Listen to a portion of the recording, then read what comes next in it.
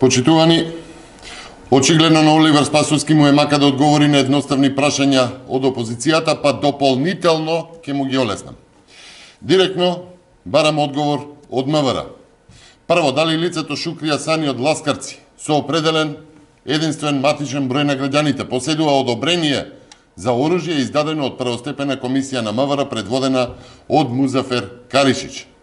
Второ, дали на име Шукри Асани со истиот МБГ од првото прашање во МВР е регистриран пиштол марка Глок калибар 9 мм. Трето, дали за Шукри Асани со истиот МБГ од првото прашање има полициско досие или е замешан во најмалку еден случај предизвикување на општа опасност кога било употребено и огнено оружје. И четврто, дали лицето Шукри Асани со истиот МБГ од првото прашање е дел од списокот лица за проверки од планот Безбеден град. Почитувани, апелирам до медиумите во интерес на јавноста. Истиве прашања, доколку МВР не одговори конкретно, редовно да ги поставуваат до МВР, Спасовски, Тасевски, било кој од МВР што ќе излезе во јавност. Ова е важно, бидејќи конкретните точни одговори ќе значат дека МВР издава одобрение на регистрирани криминалци од листата Безбеден град, дека комисијата составена од Оливер Спасовски, водена од Музафер Каришич, дава одобренија на луѓе за кои што има законски пречки за тоа и најважно, дека Оливер Спасовски крие, стои зад вооружувањето и ја мами јавноста за тоа. Оливер Спасовски со само овие 4 куси точни одговори ќе мора да замине од Министерството и да ги даде сите други одговори по кои што ќе следи одговорност. Ви благодарам, дозволете ми да одговорам и на две пристигнати прашања до прес-центарот на ВМРО ДПМН.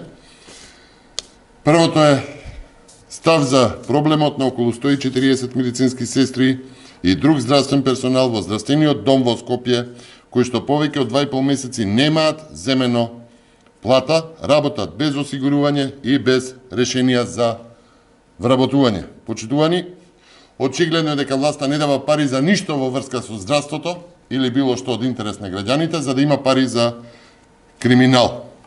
Наместо да размислуваат за овие 140 медицински сестри и друг здравствен персонал во здравствениот дом во Скопје, наместо да трчаат по лекови за пациенти, тие мислат како да наместат тендер од 22 милиони евра.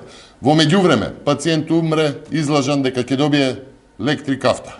Нема лекови за пациентите со малигни заболувања. Нема континуитет во обезбедувањето инсулини ленти за диабетичарите.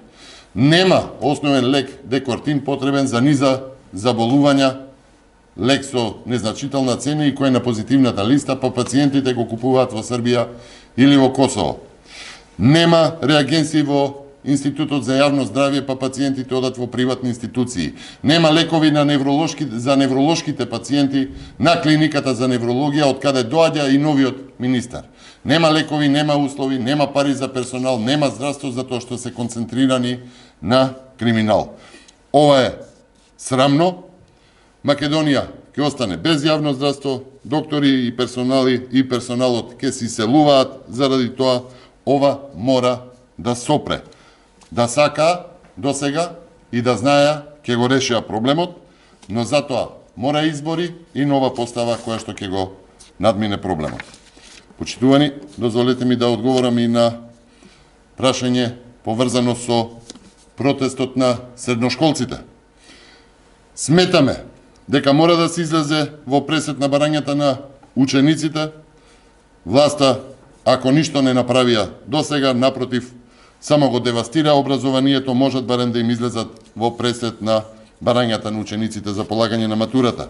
Се губеа часови, се уште нема учебници, состојбите се катастрофални, учениците не смеат да бидат жртва на неспособната и криминогена власт. Ви благодарам.